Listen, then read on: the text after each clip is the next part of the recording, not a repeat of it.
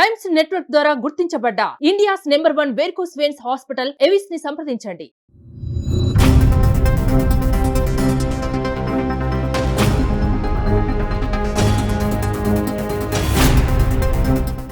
రాష్ట్ర ప్రభుత్వం ఎంతో ప్రతిష్టాత్మకంగా ఏర్పాటు చేసిన హైడ్రా హడలెత్తిస్తోంది. చాలా మందికి చుక్కలు చూపిస్తుందని చెప్పాలి. ఎందుకంటే ఎవరైతే కబ్జాదారులు ఉంటారో లేకపోతే తెలుసో తెలియకో ఎంకరేజ్ చేసి ఉంటారో వాళ్ళందరూ కూడా చాలా అప్రమత్తం అవుతున్నటువంటి పరిస్థితి. మొత్తం హైదరాబాద్ లో ఉన్నటువంటి ప్రతిష్టాత్మకమైన చెరువులు ఏవైనాయో, పాత చెరువులు లేకపోతే కొన్ని ఏళ్ల తరబడి వందల సంవత్సరాల నుంచి ఉన్నటువంటి అన్ని చెరువుల్ని, కుంటల్ని, అలాగే నాళాలని ఎంకరేజ్ చేసిన అన్నిటిని కూడా తీసివేసి వాటన్నిటిని ముందు తరాలకి మంచిగా ఇవ్వాలి, కాపాడాలన్న ఉద్దేశంతో ప్రభుత్వం ఏర్పాటు చేసినటువంటి హైడ్రా చాలా చురుకుగా పనిచేస్తోంది. ఈ రోజు మరో సంచలనాత్మక నిర్ణయం తీసుకుంది హైడ్రా.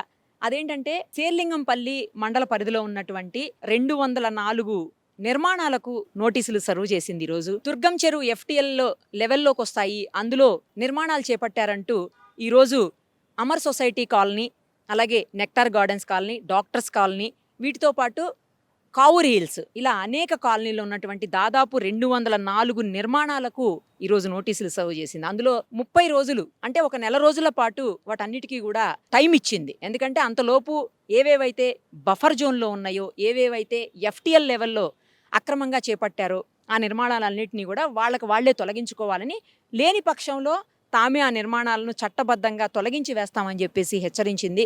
ఇప్పుడు మనం ఉన్నటువంటి ఈ ప్లేస్ చుట్టుపక్కలనే ఆ 204 నిర్మాణాలు ఉన్నట్టు తెలుస్తోంది. దాంతో పాటు ఇంకో ముఖ్యమైన విషయం ఏంటంటే, మీకు అక్కడ కనిపిస్తుంది చూడండి, ఆ బిల్డింగ్ ముఖ్యమంత్రి రేవంత్ రెడ్డి గారి బ్రదర్ కి సంబంధించినటువంటి బిల్డింగ్, తిరుపతి రెడ్డి గారిది. ఆ ఎదురుగుండా ఉన్నది ఆయన ఆఫీసు, అదేమో ఇల్లు. ఆ రెండు కూడా ఆయనవే అని చెప్పేసి ఆయనకు కూడా నోటీసులు సర్వ్ చేశారు. వాటిని 1 మంత్ లోపల క్లియర్ చేయాలని, నిర్మాణాలని కూల్చివేయాలని, లేదా తామే చర్యలు తీసుకుంటామని. అయితే ఇంకొక ఇక్కడ మనం మెచ్చుకోదగ్గ విషయం ఏంటంటే, నిజంగా అప్రిషియేట్ చేయాలి, తిరుపతి రెడ్డి గారు కూడా స్పందించారు. తనకు ఆ నిర్మాణాలు FTL లెవెల్లో ఉన్నాయి అన్న సంగతి తెలియదని కొనేటప్పుడు. ఇప్పుడు ఒకవేళ అదే నిజమైతే తప్పకుండా ఎలాంటి చర్యలు హైడ్రా తీసుకున్నా కూడా తానందుకు అంగీకారమేనని చెప్పేసి ఆయన చెప్పడం నిజంగా గొప్ప విషయం అని చెప్పాలి. ఎందుకంటే చాలా మందికి ఆదర్శవంతమైనటువంటి విషయం కూడా. ఫస్ట్ మన దగ్గర నుంచే స్టార్ట్ అయితే మార్పు అనేది అందరూ ఫాలో అవుతారని అంటుంటాం కదా, అలాగే ఆయన కూడా స్పందించారు.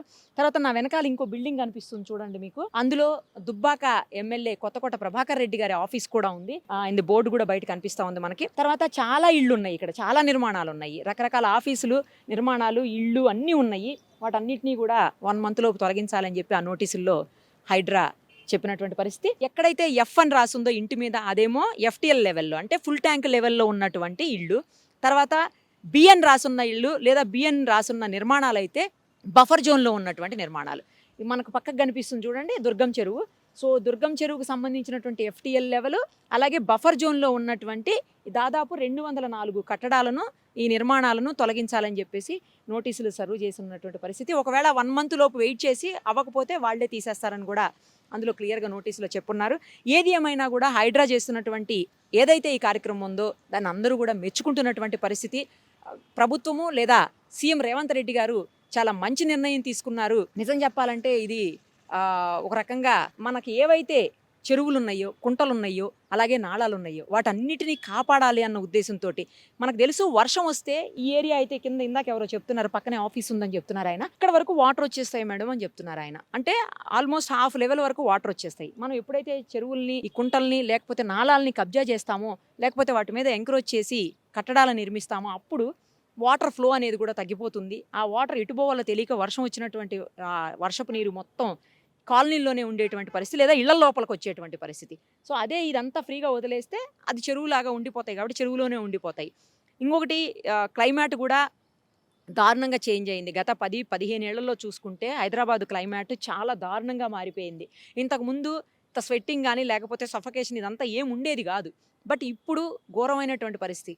కేవలం కాంక్రీట్ జంగిల్లాగా తయారవటం, ఈ ఎంక్రోచ్మెంట్ల వల్ల రకరకాలైనటువంటి ప్లేసెస్లో, అంటే కట్టకూడని ప్లేసెస్లో కూడా అక్రమ నిర్మాణాలు నిర్మించడం వల్లనే ఇలాంటి పరిస్థితి అని చెప్పేసి అందరూ చెప్తున్నటువంటి సిచ్యువేషన్ ఉంది. సో మనం మొత్తం వాతావరణాన్ని సమతూకంగా పాటించాల్సినటువంటి అవసరం ఉంటుంది. కాబట్టి ఏవైతే న్యాచురల్గా మనకు వస్తాయో, అంటే ఈ చెరువులు కావచ్చు, కుంటలు కావచ్చు, ఇలాంటివన్నీ కూడా, నాళాలు కూడా వాటికి అవే ఫ్లో అయ్యేలాగా మనం వదిలిపెట్టగలిగితే ఎక్కడా కూడా ప్రాబ్లం రాదు అనేసి పర్యావరణవేత్తలందరూ మొత్తుకుంటున్నారు. దీనికి సుప్రీంకోర్టు కోర్ట్స్ అన్నీ కూడా సపోర్ట్ చేస్తున్నటువంటి సిచ్యుయేషను. ఇప్పుడు ఈ హైడ్రా కూడా వచ్చింది కాబట్టి ఇంకోటి ఏంటంటే హైడ్రా మా రాష్ట్రంలోకి రావాలి, మా జిల్లాల్లోకి రావాలనే డిమాండ్ కూడా పెరుగుతున్నటువంటి నేపథ్యంలో ప్రభుత్వం తీసుకున్నటువంటి నిర్ణయం చాలా మంచిది అనే ఒక మెసేజ్ అయితే అందరికీ పోతున్నటువంటి పరిస్థితి. మరి ఇవన్నీ కట్టడాలని వాళ్ళు కూల్చుకుంటారా, లేకపోతే హైడ్రానే మళ్ళీ ఇంకొక స్టెప్ ముందుకేసి కూల్చివేస్తుందా అనేది అయితే చూడాల్సి ఉంది. సుమన్ టీవీలో మీ పర్సనల్ అండ్ బిజినెస్ ప్రమోషన్స్ కోసం కింది నెంబర్కి కాంటాక్ట్ చేయండి.